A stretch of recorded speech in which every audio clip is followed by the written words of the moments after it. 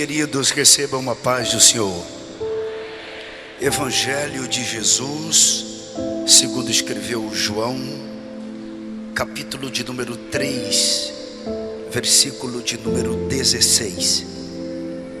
Evangelho de João, capítulo de número 3, versículo de número 16.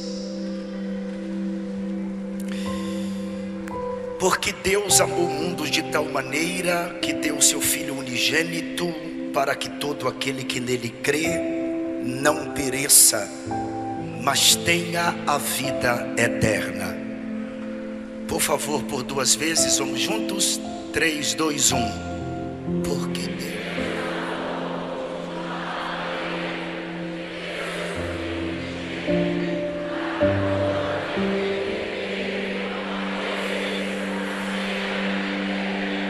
Mais uma vez, porque Deus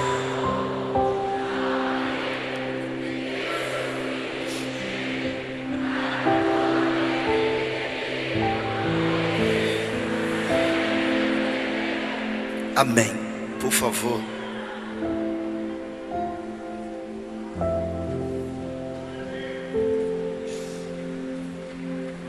João 3, versículo 16 é conhecido por nós que estudamos a Bíblia como o texto de ouro do Novo Testamento.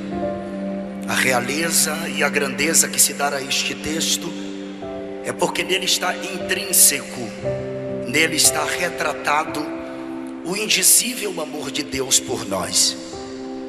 Se eu fizesse uma pergunta nesta noite aos pais, e eu me incluo nesta pergunta: se você daria o seu filho para morrer pelos pecados de alguém, eu tenho certeza que a sua resposta seria um enfático não.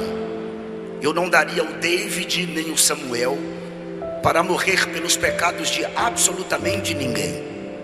Deus, Ele não hesitou. Apenas com um único filho, Ele o deu para que morresse na cruz do Calvário para efetuar a nossa redenção. Isaías capítulo de número 53, existe uma biografia de Cristo antecipada, e o profeta messiânico diz no capítulo 53, a partir do versículo de número 1: quem deu crédito à nossa pregação? E a quem se manifestou o braço do Senhor? Porque foi subindo como renovo perante ele, como raiz de uma terra seca, não tinha parecer nem formosura, e olhando nós para ele, nenhuma beleza víamos para que o desejássemos. Era desprezado e o mais indigno entre os homens, homem de dores, experimentado nos trabalhos, e como um de quem os homens escondiam o rosto, era desprezado, e não fizemos dele caso algum. Verdadeiramente ele tomou sobre si as nossas enfermidades, e as nossas dores levou sobre si, e nós o reputamos por aflito, ferido de Deus e oprimido. Mas ele foi ferido pelas nossas transgressões e moído pelas nossas iniquidades. O castigo que nos traz a paz estava sobre ele, e pelas suas pisaduras fomos sarados. Todos nós andamos desgarrados como ovelhas, cada um se desviava pelo seu caminho, mas o Senhor fez cair sobre ele a iniquidade de nós todos. Ele foi oprimido, mas não abriu a boca. Como um cordeiro foi levado ao matadouro, e como a ovelha muda perante os seus tosquiadores, ele não abriu a boca. Da opressão e do juízo foi tirado. E quem contará o tempo da sua vida?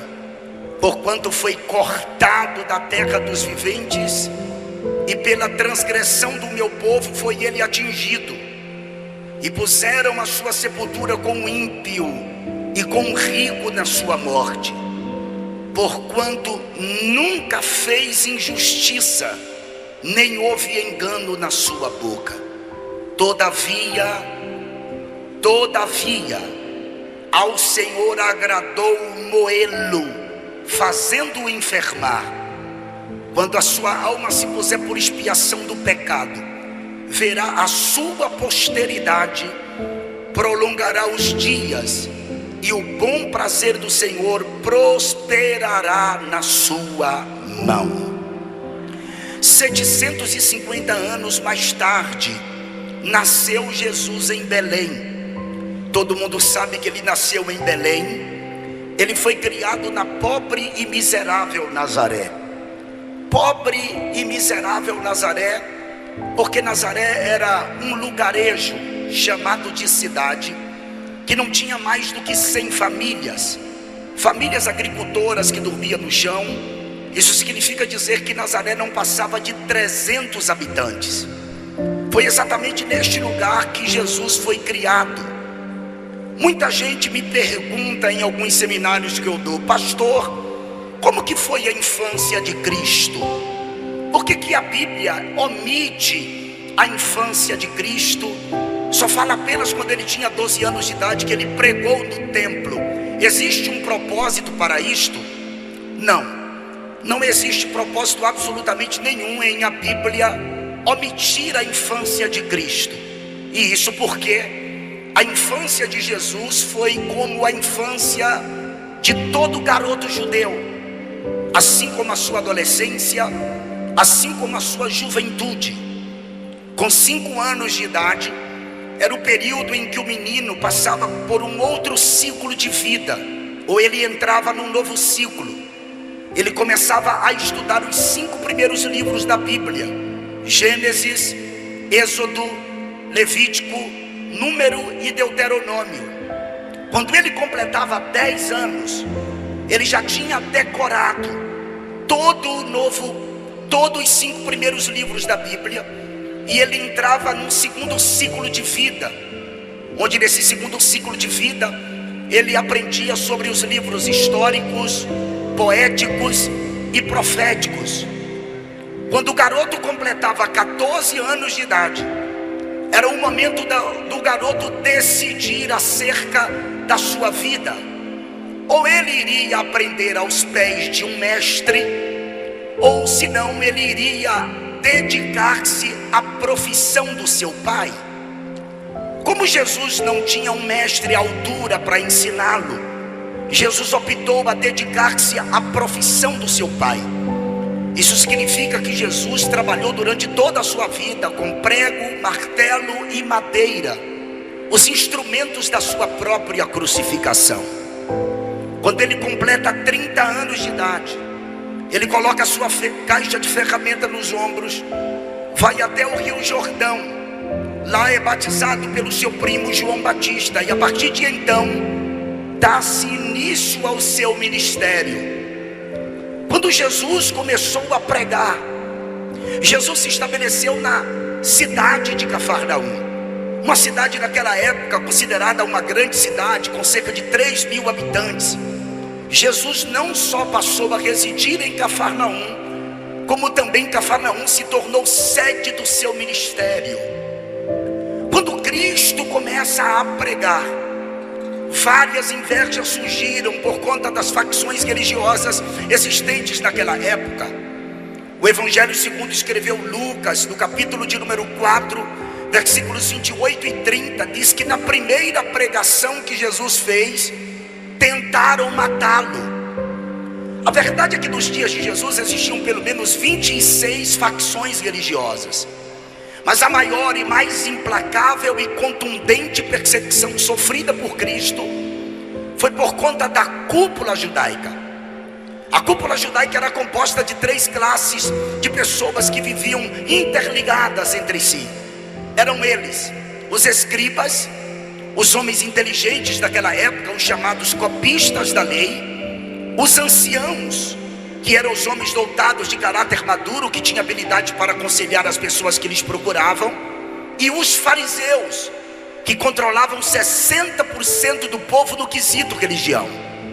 Escribas, anciãos e fariseus formavam uma cúpula judaica.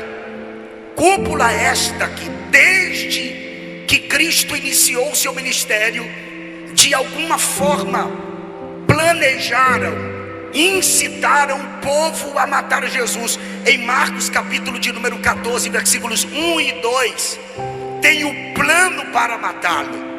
Olha o que está escrito: Faltavam apenas 2 dias para a Páscoa e para a festa dos pães sem fermento. E tanto os líderes dos sacerdotes como os professores da lei procuravam um meio de prender Jesus à traição e matá-lo. No capítulo de número 12, versículo 14 do Evangelho segundo escreveu Mateus, tem uma conspiração para matá-lo. Diante disso, saíram os fariseus e começaram a conspirar sobre como poderiam matar Jesus. Em João capítulo de número 11, versículos 47 a 51, o sumo sacerdote Caifás assegura que Cristo morreria pelo povo. E está escrito no versículo 46 de João 11: mas alguns deles foram contar aos fariseus o que Jesus tinha feito. Então o chefe dos sacerdotes e os fariseus convocaram uma reunião do sinédrio. O que estamos fazendo? Perguntaram eles. Aí está esse homem realizando muitos sinais milagrosos. Se o deixarmos, todos crerão nele. E então os romanos virão e tirarão tanto o nosso lugar como a nossa nação. Então um deles, chamado Caifás, que naquele ano era o sumo sacerdote, tomou a palavra e disse: nada sabeis? Não percebeis que vos é melhor que morra um homem pelo povo e que não pereça toda a nação? Ele disse isso não de si mesmo, mas sendo sumo sacerdote naquele ano, profetizou que Jesus morreria pelo pecado da nação. A verdade é que todas as vezes que tentaram prendê-lo, não conseguiram, porque ainda não havia chegado a hora de Cristo. Mas ele sabia que seu momento iria chegar. E esse momento foi um momento chamado de Pêssah, é a Páscoa do povo judeu. Jesus reúne-se com os discípulos, serve a última ceia. E a Bíblia diz no Evangelho segundo escreveu Marcos, no capítulo de número 14, que depois que Jesus serviu a ceia, Judas levantou-se da mesa no intuito de traí-lo. Jesus sabia que iria passar por uma madrugada de interrogatório, sabia que iria sofrer na casa do sacerdote, na casa do sumo sacerdote. Mas mesmo assim, antes de se levantar da mesa e ir para o monte orar, a Bíblia diz que Jesus cantou um hino. Isso mesmo, Jesus cantou um hino. Quando ele sai dali da mesa da ceia, ele vai para o Getsêmani com os discípulos. A Bíblia diz que foram apenas Pedro, Tiago e João. O capítulo 23 do Evangelho segundo escreveu Lucas diz que quando Jesus chegou no monte, ele olhou para os discípulos e disse-lhes no versículo 40: orai para que não entreis em tentação. E apartou-se deles cerca de um tiro de pedra, mais ou menos 20 a 30 metros, e pondo-se de joelhos, orava.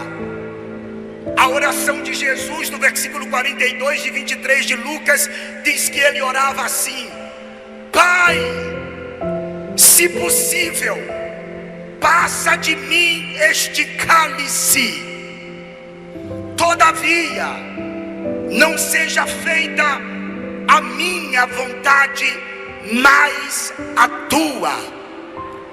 Quando Jesus está orando ao Pai: Pai, se possível for, passa de mim este cálice, aqui implica alguma coisa a respeito da cultura dos dias de Jesus. Quando alguém era condenado à cruz, a família do condenado passava pela vergonha do vitupério. A casa da família do condenado à cruz era queimada a fogo. A partir de então, o pai do condenado seria exposto à vergonha mais intensa dentro da sociedade. E Jesus aqui está como um homem, e quando ele diz: Pai, se possível, passa de mim este cálice, ele está dizendo ao Pai: eu não quero que você passe pela vergonha, todavia não seja feita a minha, mas a tua vontade. Naquele instante apareceu um anjo do céu que ele confortava. E enquanto o anjo confortou Jesus, logo depois ele começa a entrar em agonia. O versículo 44 diz que ele orava tão intensamente que o seu suor começou a se tornar em grandes gotas de sangue que corria até o chão. Jesus começa a passar por aquele fenômeno chamado de hematidrose. Isso mesmo, hematidrose. A hematidrose só acontece em questões excepcionais. Não acontece com qualquer momento, com qualquer indivíduo. Diz que na história apenas 3 pessoas sofreram de hematidrose. Uma foi Jesus, outra foi uma freira na Idade Média, e outra pessoa foi uma garota no período da Segunda Guerra Mundial.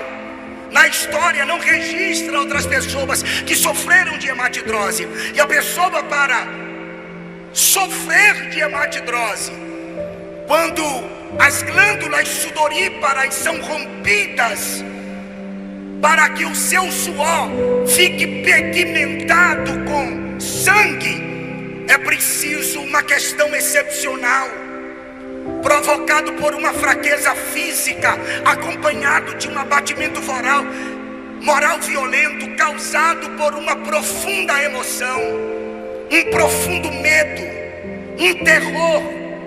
E a verdade é que Jesus, ele estava levando a angústia por causa dos nossos pecados. Quando ele sua sangue, aquilo significa dizer que Jesus estava passando por um momento mais difícil da sua história. Depois Jesus se levanta e ele vai até os discípulos que estavam distantes dele em cerca de 20 a 30 metros. E ele encontrou os discípulos dormindo e ele perguntou: não podeis velar comigo sequer uma hora? Por que os discípulos estavam dormindo, pastor? Por causa do mundo espiritual. Eu creio que isso já aconteceu com você alguma vez. Você dobrou seus joelhos para orar e o diabo efetuou a operação céu de bronze, e parece que existe uma dificuldade de você se conectar com o trono, e muitas vezes você se pegou dormindo nos joelhos. O mundo espiritual estava em atividade. Não sou eu que estou dizendo, é a Bíblia. Porque logo depois da oração de Jesus, aparece Judas com a guarda sacerdotal para prendê-lo. Era noite. Judas teve que beijar Jesus, porque os discípulos eram parecidos com ele. Quando Judas beija Jesus, os soldados, que era a guarda do templo, o prende. O versículo de número 52 do capítulo 22 de Lucas diz: e disse Jesus aos principais dos sacerdotes e capitães do templo e anciãos que tinham ido contra ele: saíste com espadas e porretes como para deter um salteador? Tenho estado todos os dias convosco no templo e não estendestes as mãos contra mim, mas esta é a vossa hora e o poder das trevas. Quando Jesus sai aqui do Getsemane, ele é levado para a presença do sacerdote. Depois da presença do sacerdote, ele é levado à presença do sumo sacerdote. E João acompanhou os soldados que levaram Jesus. Pedro de longe também acompanhava. A madrugada foi intensa. Os servos do sumo sacerdote constantemente o esbofeteavam, batia em seu rosto. Pedro, que havia ido nas escondidas até ao local onde Jesus estava sendo interrogado pelo sumo sacerdote, o capítulo 18 do Evangelho segundo escreveu João diz que João era amigo do sumo sacerdote e pediu a porteira para abrir a porta para que João entrasse para o pátio da casa. Era uma noite fria. Pedro se aquentava no lume da fogueira. De repente, o versículo de número 17 do capítulo 18 do Evangelho segundo escreveu João, diz que a porteira olhou para Pedro e perguntou para ele: não és tu um dos discípulos deste homem? E respondeu Pedro e disse: não sou. Versículo 25 do capítulo 18 do Evangelho de João. E Simão Pedro estava ali e aquentava-se. E disseram-lhe, pois, não és tu um dos seus discípulos? E ele negou pela segunda vez e disse: não sou. Versículo de número 26 e 27. E um dos servos do sumo sacerdote, perante aquele a quem Pedro cortara a orelha, disse: não te vi eu no horto com ele? Pedro negou terceira vez e logo o galo cantou. Pastor, por que o galo cantou quando Pedro negou pela terceira vez? O galo aqui não significa apenas a ave que canta.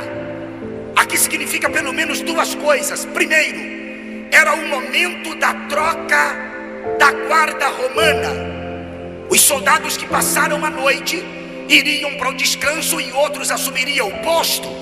Segundo, era o momento em que os sacerdotes iam remover a cinza do altar do holocausto do templo, colocar nova lenha para ser queimado um novo holocausto. Ou seja, a crucificação estava começando. Quando amanhece o dia, pegaram Jesus e levaram-no à autoridade chamada Pilatos. Pilatos olha para Jesus, descobre que ele havia nascido na jurisdição de Herodes, e Pilatos pede aos seus soldados que levem Jesus à presença de Herodes. O capítulo 23 do Evangelho segundo escreveu Lucas está escrito no versículos 11, 12, 13 e 14, que quando Herodes recebeu Jesus juntamente com seus soldados, o desprezou, escarneceram de Jesus, vestiram-o com uma roupa resplandecente. E sabe o que Herodes fez? Pegou Jesus e enviou de volta a Pilatos. Por que Pilatos envia Jesus a Herodes e Herodes torna a enviá-lo a Pilatos? Porque eles dois estavam brigados politicamente.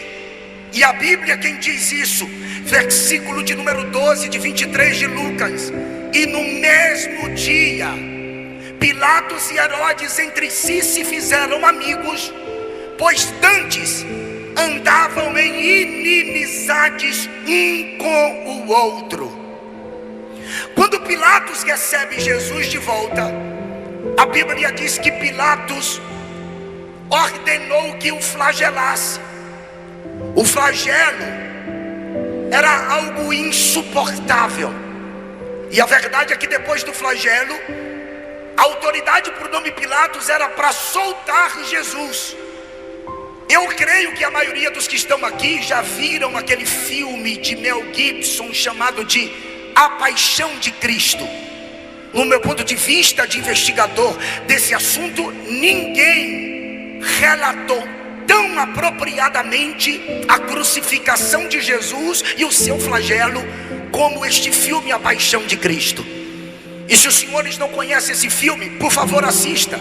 Inclusive, procure no YouTube o ator principal chamado de Jim Caviezel, que por conta do filme que protagonizou, ele acabou se convertendo, e o seu testemunho é extraordinário. É impossível você não chorar com o testemunho desse indivíduo, que diz ele que sofreu retaliações depois do filme. Inclusive, depois do filme, Hollywood nunca mais o convidou para fazer um grande papel. O flagelo era insuportável.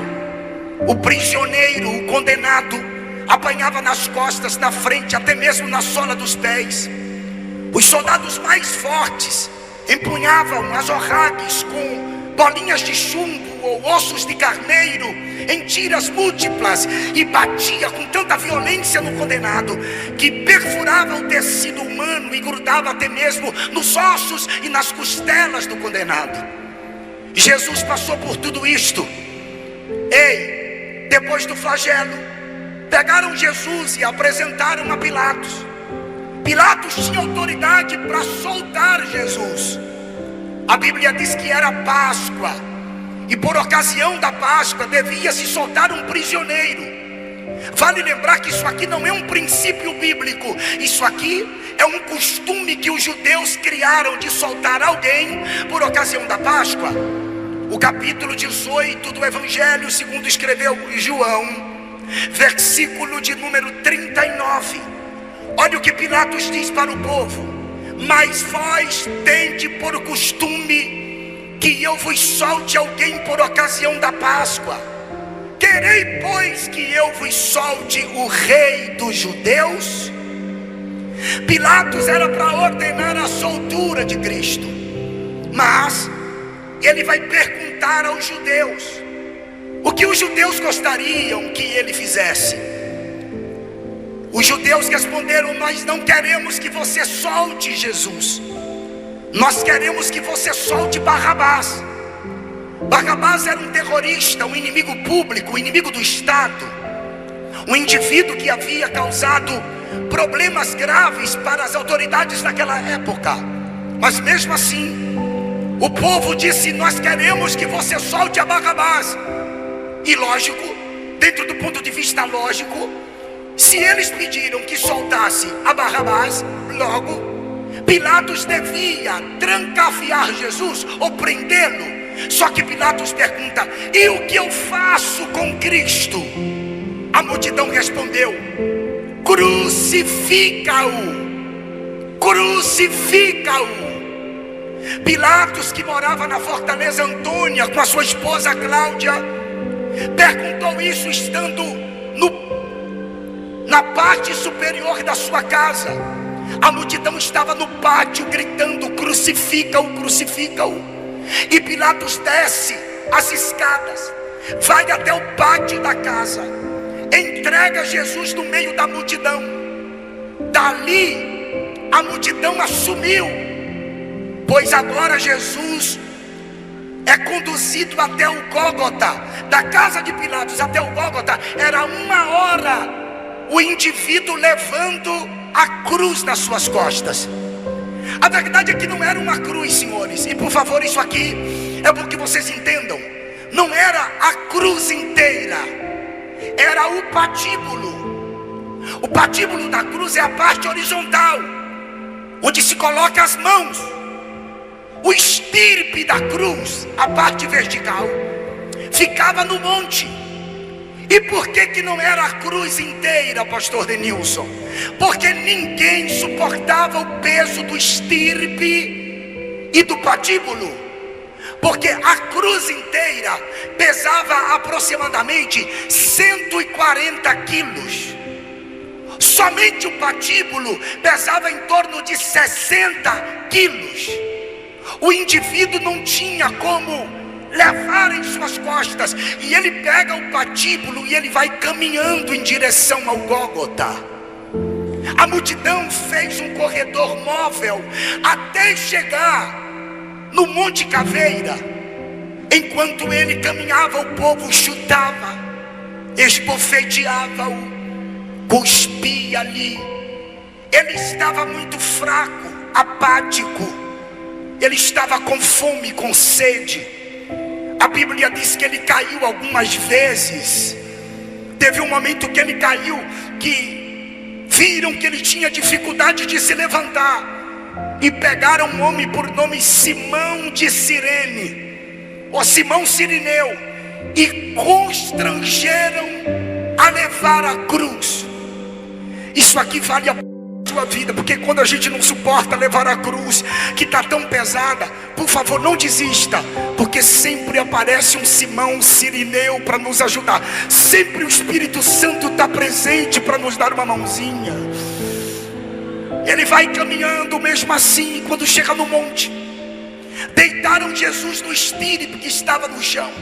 Pegaram o patíbulo e prenderam no estirpe. E agora os pregos de 8 polegadas são pregados nas mãos de Jesus e nos seus pés. E depois que o prega na cruz, o levanta. E Jesus está no alto do madeiro. A multidão está ali em volta da cruz. É um pensamento meu, por favor, compreenda. Imagine Marta e Maria, uma segura na mão direita, outra na mão esquerda, e olhava para Lázaro e dizia assim: Lázaro, faça alguma coisa por ele. Ele ressuscitou você no 4º dia. Imagine a filha de Jairo, que olhava para ele e dizia: pai, você é uma autoridade, você é um fariseu, ele me ressuscitou, faça alguma coisa.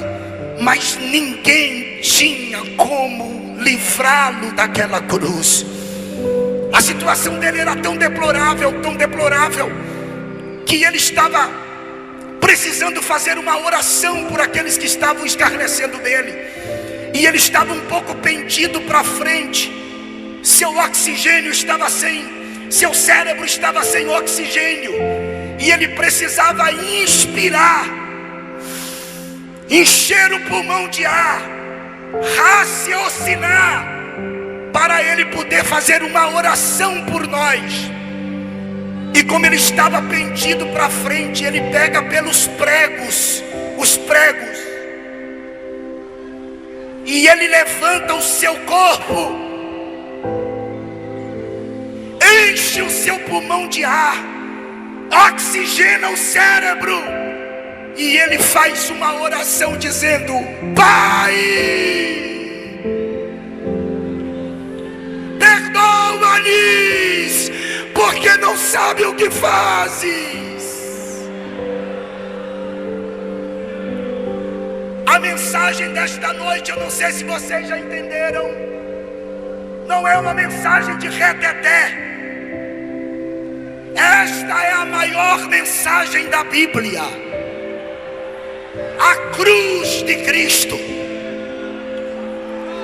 A mensagem de hoje é para você relembrar aquilo que ele passou, aquilo que ele viveu.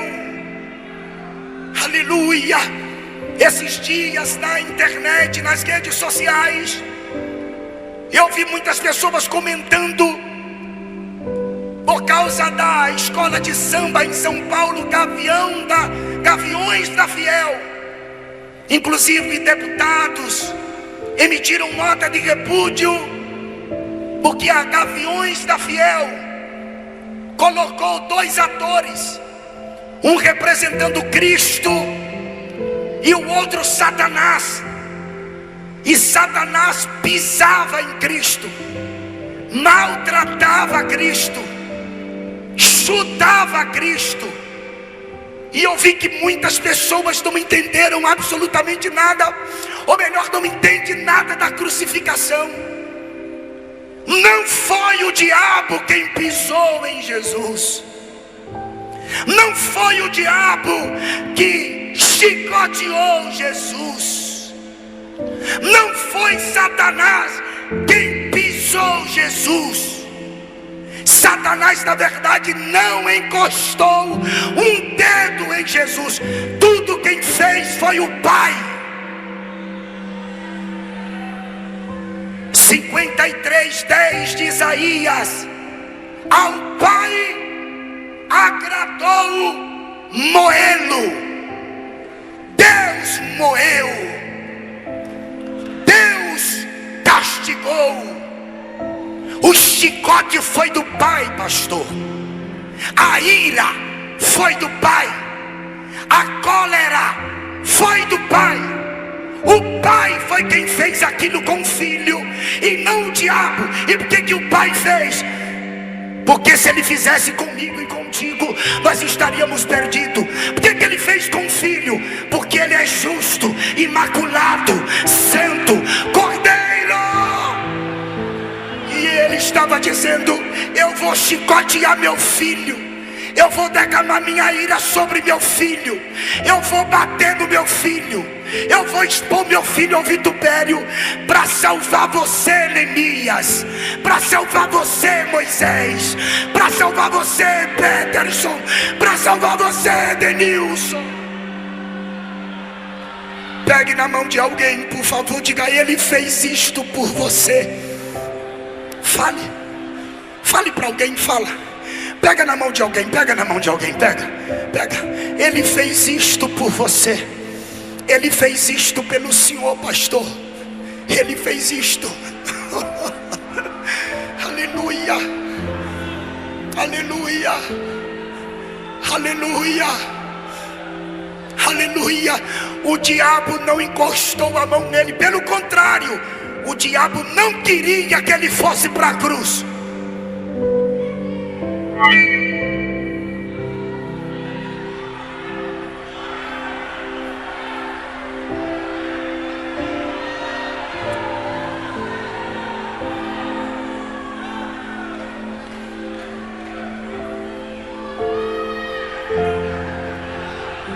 Eli, lama sabachthani. Teve um momento que ele se sentiu só. Lembra que ele havia dito: o Pai está em mim, eu estou no Pai. Mas aqui ele está gritando: por que me desamparaste? Onde estava o Pai? Furioso. Salmo 18. O Pai está furioso. Salmo 18. O Pai está furioso porque quer tirar o filho da cruz, mas não pode. Os salmos falam de Cristo como nosso Salvador. O Salmo 41 é ele na ceia. O 22 ele está na cruz. O 16 ele está no túmulo. O 18 ele ressuscitou. O 24 que o pastor leu é ele voltando para a glória. No 22 está escrito, olha só o que está escrito no Salmo 22. O que o salmista está vivendo aqui é o que ele vive. Muitos touros me cercaram, fortes touros de Bazã me rodearam. Abriram contra mim suas bocas, como leão que despedaça e que ruge. Como água me derramei, e todos os meus ossos se desconjuntaram. O meu coração é como cera e derreteu-se dentro de mim. Isso fala do amor dele por nós. A minha força se secou como um caco. Ele estava fraco. E a minha língua se apega ao paladar. Me puseste no pó da morte, pois me rodearam cães. O ajuntamento dos malfeitores me cercou. Traspassaram-me as mãos e os meus pés. Pastor Denilson, por que o pai estava tão irado? Porque não podia. Ele podia. É paradoxal, tá? Ele podia tirá-lo da cruz, mas ao mesmo tempo não podia, porque ele nos amou. Deus amou o mundo de tal maneira que deu seu Filho unigênito, para que todo aquele que nele crê não pereça, mas tenha vida eterna. O sofrimento dele foi tão intenso, que ele pegou e se rendeu. Ouça isto aqui: ele se rendeu. Não foi a morte que o matou. A morte não matou Jesus. Foi ele quem se rendeu, dizendo: Pai.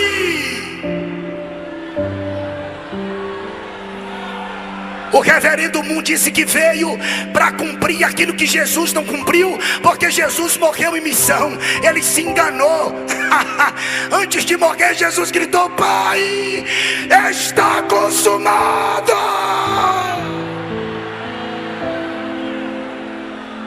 Em tuas mãos entrego o meu espírito.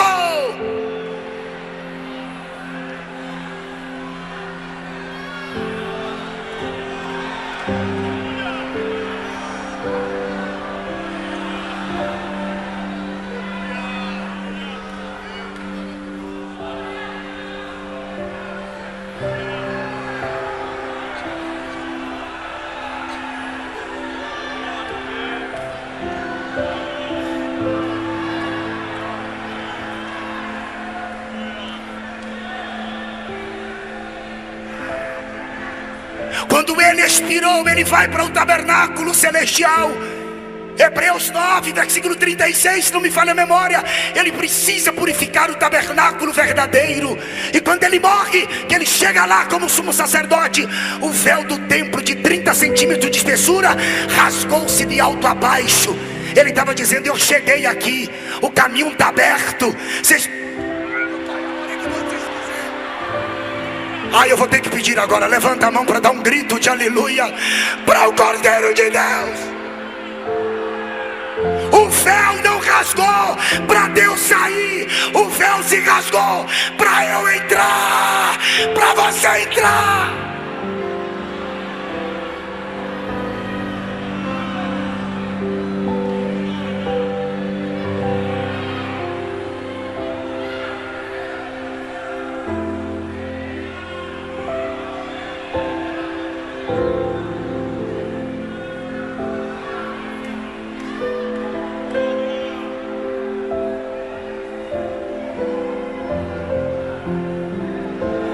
Ele estava dizendo: eu cheguei aqui, eu venci.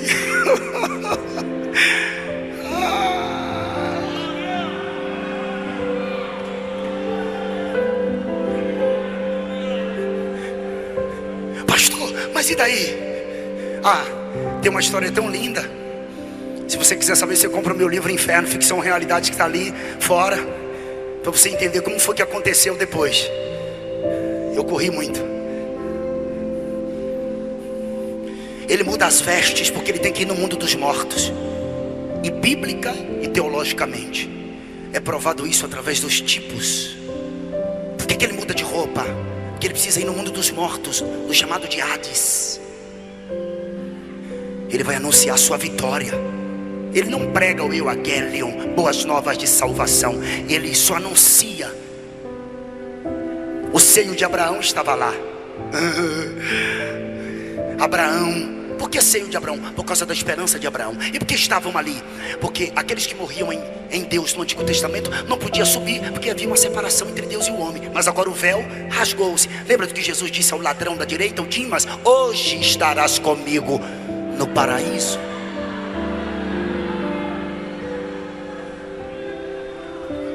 Pensa quando Jesus chegou lá embaixo. Abraão olhou e disse assim: foi a minha fé. Adão olhou e disse assim: eu me vesti com as vestes dele, com a pele dele. Ele é o cordeiro morto na fundação do mundo. Sansão olhou e disse: ele foi a minha força. Manoá gritou: eu o vi numa coluna de fogo. Isaac disse: ele é o poço que deu águas vivas. Jacó gritou: eu lutei com ele no Val de Jaboque. Daniel disse: eu vi como ancião de dias, mas estava na cova dos leões comigo. Misael, Ananias e Azarias olharam e disse: ele era o quarto homem no meio da fornalha de fogo. Ezequiel olhou e disse: ele é o rio que por onde passa os charcos de lodo são sarados e tem muitos peixes. Isaías gritou: ele é Emanuel, mas é maravilhoso conselheiro, Deus forte, Pai de eternidade. Ele é príncipe da paz. Os ateus dizem que ele não é nada. Os comunistas dizem que ele foi um revolucionário. Os panteístas dizem que ele é uma essência. Os maçons dizem que ele foi o arquiteto do universo. Os budistas dizem que ele foi um criador de religião. Os islâmicos acham que ele é menor do que Maomé. Os espíritos dizem que ele é um espírito evoluído. Silvio Santos disse que ele é um político. Se viesse hoje, seria um político como Luiz Inácio Lula da Silva, Ciro Gomes ou outro qualquer. Mas Maria Madalena olhava para ele e dizia: é o Rabundi do jardim. Bartimeu disse: é o prazer de enxergar. Lázaro disse: melhor amigo não tem. João diz: é o amor. Pedro disse: é a pedra que a igreja, a Assembleia de Deus de Betim está edificando. Paulo disse: ó, a profundidade das riquezas, tanto da sabedoria como da ciência de Deus. João Batista disse: ele é Reina Serra, Elohim, Hanishó, Ed Haddad, Haaret. Ele é o Cordeiro de Deus que tira o pecado da terra. E a 14ª escola bíblica de obreiros de Betim. Para ela, Jesus é quem salva, quem liberta, quem cura, quem batiza com o Espírito Santo e vai voltar para arrebatar a sua igreja.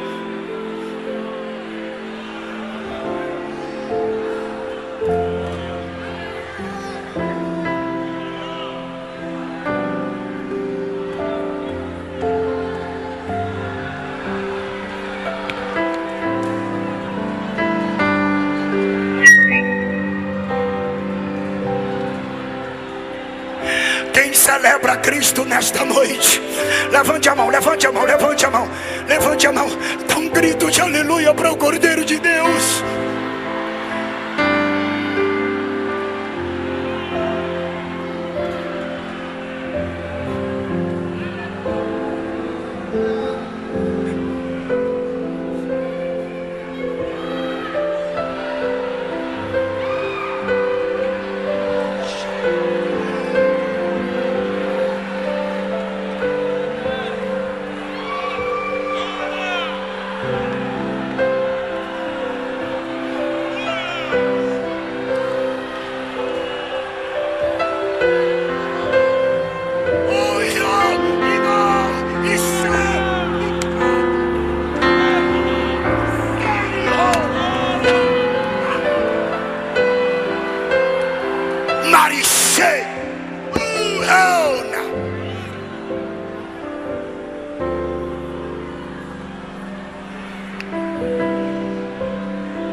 A morte tentou prender ele quando ele chegou no mundo dos mortos. Atos dos Apóstolos diz que a morte lançou grilhões, cadeias, mas a morte não podia retê-lo, não tinha como prendê-lo. Ele quebrou os grilhões, as cadeias.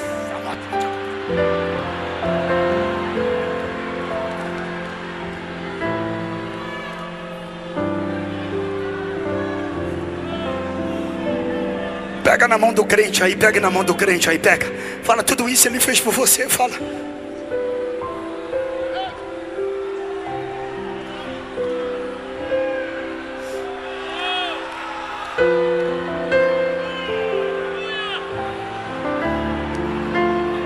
Alguém sente a presença dele.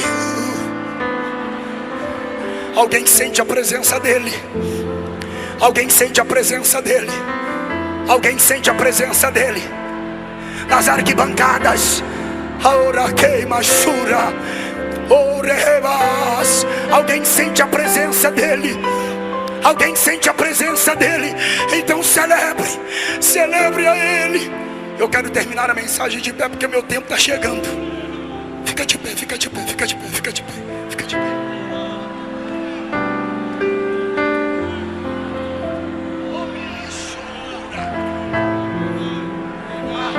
Ah, tem uma graça aqui, tem uma graça aqui, tem uma...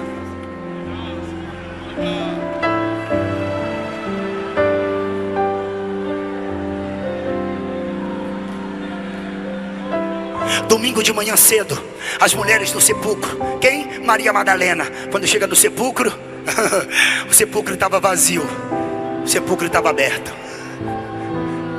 Eu vou repetir, não é porque você não entendeu, é só para grifar na sua mente. Maria Madalena, quando chegou lá com aloés, mirra, cássia, para passar no corpo do morto, porque eles queriam na ressurreição conforme a profecia de Oséias, mas eles não queriam que o morto ressuscitasse fedendo. Só que Jesus já tinha sido ungido. Quando ela chega lá, a pedra já havia sido removida e o sepulcro estava vazio. E Jesus estava... E Jesus estava ressuscitado e perguntou para ela: por que você procura dentre os mortos aquele que já ressuscitou? E ela conheceu ele pela voz, porque as ovelhas ouvem a sua voz e seguem. És tu, meu Senhor. Ela vai pegá-lo. Ele disse: não me toques, não me pegues. É o termo grego. Eu ainda não subi a meu pai. Como assim? Ele morreu e não foi lá como sumo sacerdote. Agora ele ressuscitou com o corpo. Ele precisa ir lá para que o pai chancele a ressurreição do corpo. Aí ele vai lá e volta para ficar ainda 40 dias com os discípulos. Porque Porque quando ele ressuscita com o corpo, ele está dizendo assim, pastor José Rodrigues: ó, vai haver uma ressurreição dos mortos, viu? E quando os mortos ressuscitarem, também vai...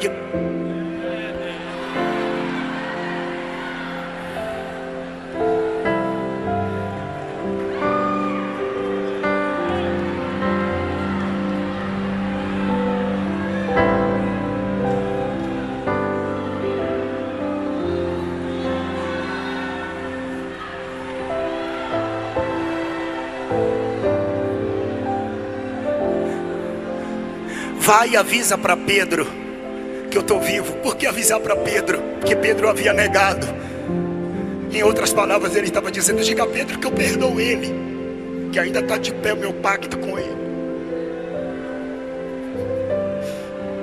Diga a ele que ele me negou, mas não esqueci dele não, está de pé. Eu venci por ele, inclusive. Avisa lá para ele. Eu tinha tanto para dizer a vocês, estou procurando aqui os espaços. Eu quero terminar.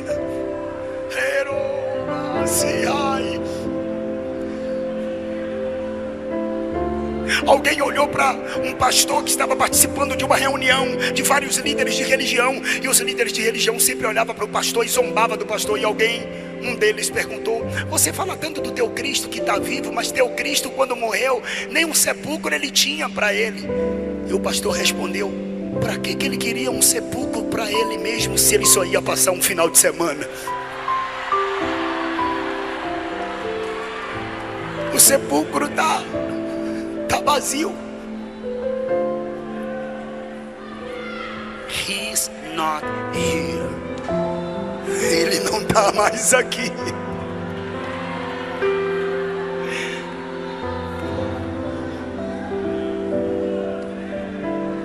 Deixa eu fazer uma pergunta.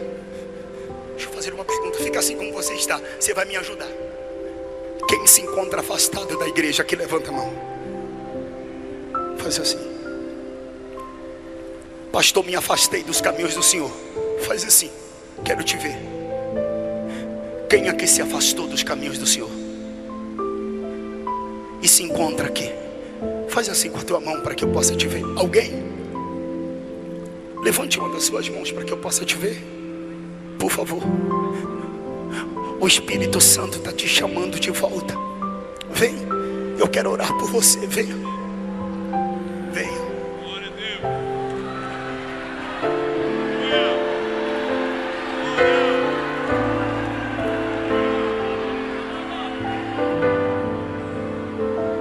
Venha. Eu posso fazer um pedido para vocês. Você que está aqui nas arquibancadas, dá uma olhada na direita e na esquerda. Veja se tem alguém do seu lado não evangélico. Quem não é evangélico aqui, levanta a mão. Quem não é? Quem não é evangélico? Quem aqui não é evangélico? Levanta a mão. Alguém? Alguém do seu lado? Por favor. Por favor, me ajude. Está vindo outro aqui.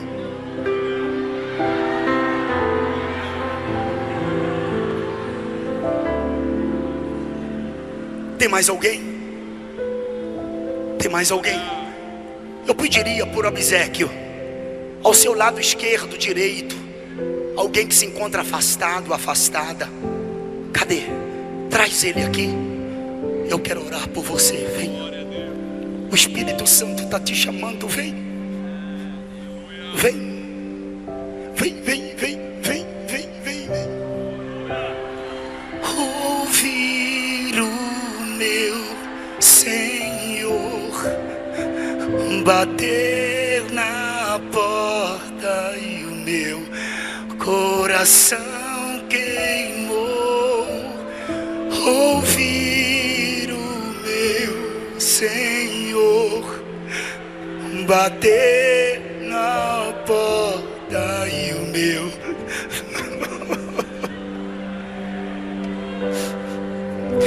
eu não vou parar. Vem, gastarei. Traz, traz, traz. Traz ele, traz.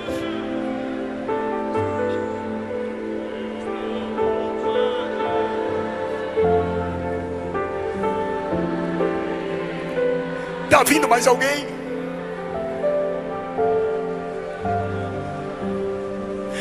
Muitos querem suas mãos, nós queremos os seus pés. Muitos querem suas mãos, nós queremos seus pés. Deixa queimar, deixa queimar.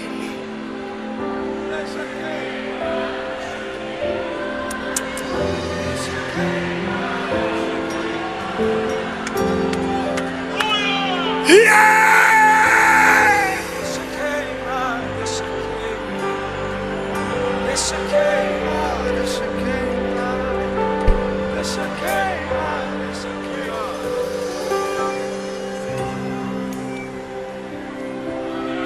Laralá,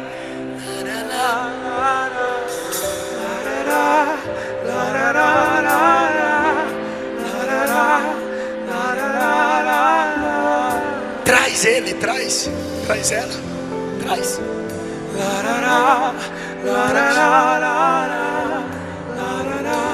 Traz ela, traz ele. Eu espero 1 minuto. Tem mais alguém? Deixa queimar, deixa queimar. Tem mais alguém? Deixa queimar, deixa queimar. Deixa queimar, deixa queimar. Deixa queimar, deixa queimar. Deixa Dá um grito de glória pra ele. Deixa queimar, deixa queimar. Ali, glória. Deixa queimar, deixa queimar. Deixa queimar, deixa queimar. Deixa queimar, deixa queimar. Tem mais alguém? Deixa queimar,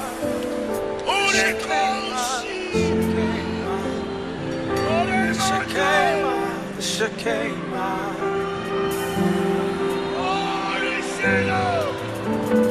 Deixa queimar, deixa queimar. Deixa queimar, deixa queimar. Venha! Deixa queimar.